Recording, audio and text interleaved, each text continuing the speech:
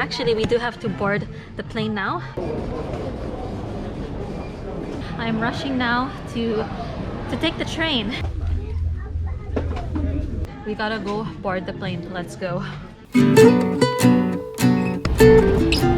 I'm panicking a little bit because my gate, apparently I have to take the train. So I'm on gate 35 and that's letter B, wherever that is. So I'm rushing now to take the train to get to my boarding gate. So I really hope I make it on time. While the airport staff was going about their jobs, here I am in panic mode in the airport traveling alone. If you've flown business class before, you will know that each time you come from the lounge, there are several services you will experience. Some lounges will advise you that your gate is now boarding. Some lounges will also tell you how far or how close your boarding gate is from that specific lounge. But of course, it's still your duty and responsibility to make sure you know how far or how close your boarding gate is, which was my fault. I didn't ask, and to my surprise, I panicked, realizing the walk would take at least 30 minutes. That's if I walked really fast. I was also told that I needed to take a train, so that really put me off. I was flying from Heathrow, London, and having a quick layover at Doha. My final destination would be the Philippines.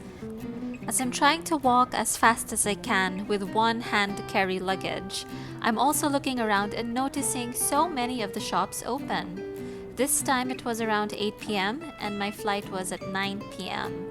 I would think that London is one of the busiest airports, but to my pleasant surprise, there wasn't much people. Because of the pandemic, I think most of the travelers would be going about for business or for school. As I'm walking, you see a lot of fashion brands open, most of the shops empty. But nevertheless, these clothing shops still have their bright and beaming luxurious lights on. Aside from fashion shops, there were also so many restaurants to pick from. Whichever cuisine your palate desires, there's a lot of food options for you to choose from at this airport. Shortly after, I meet one of the janitors of the airport. She was so friendly and accommodating that, my gosh, was I grateful that she was there to help assist. She probably saw how nervous I was that I might miss my flight and decided to walk me to the specific elevator I needed to take that would lead me to the train. Oh my god. This sort of thing reminds me of the Changi Airport, I hope I pronounced that right, over at Singapore, where you take several shuttles to other terminals. Over at Heathrow Airport, I believe there are 5 terminals if I'm not mistaken. You can really never underestimate how large a terminal can be. Because I was such in a rush, to me this airport seemed huge. Finally, at the elevator that would lead me to the train, I did notice more and more people starting to arrive, and I was hoping the train wouldn't get filled. If there are people on wheelchairs, they will also put them ahead of you.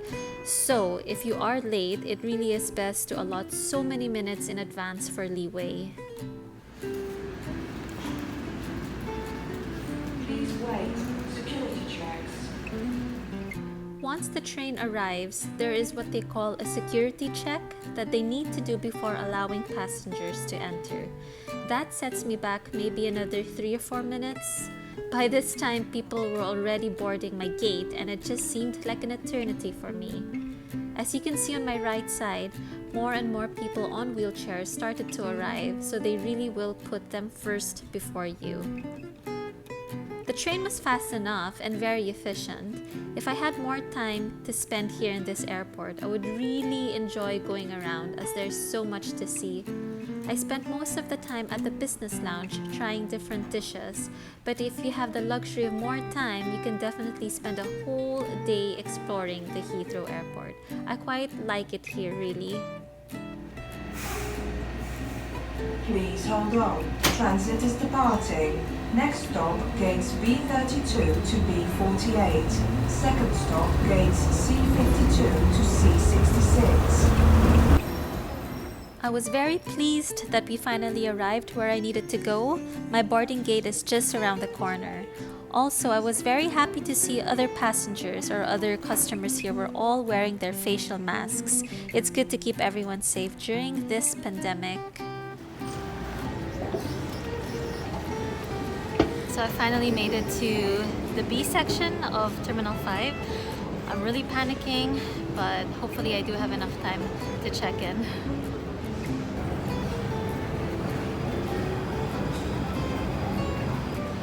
A little word of advice.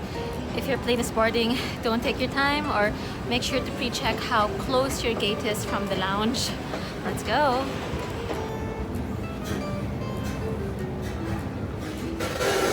There are seriously so many escalators here, so yeah, do not take your time for the sake of just missing your plane. So just, oh my goodness, I had no idea my gate was very far from the lounge.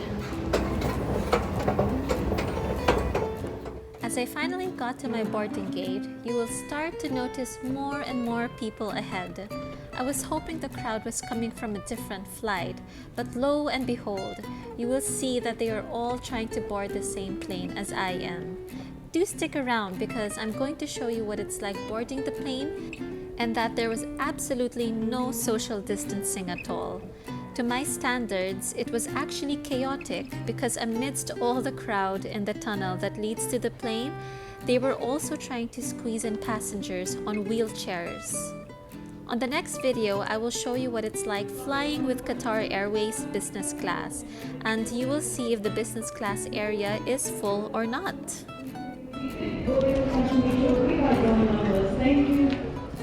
I do have a chronic back condition, and that is the main reason why I fly with business class. Every so often, I do need to stretch my back, and so sitting on a chair for a long time is just absolutely not feasible for my health condition. I think because there were so many passengers on this plane that I really appreciated being able to have my own space in the line. However, the actual boarding experience was just so jam-packed. It was my first time to experience this during the pandemic. I've been flying since 2020, and so far more and more travelers are starting to fly again. I hope this video was informative enough, and do let me know if you have any questions. I would love to reply on the comment box below. Hope you enjoyed the video, and see you soon again.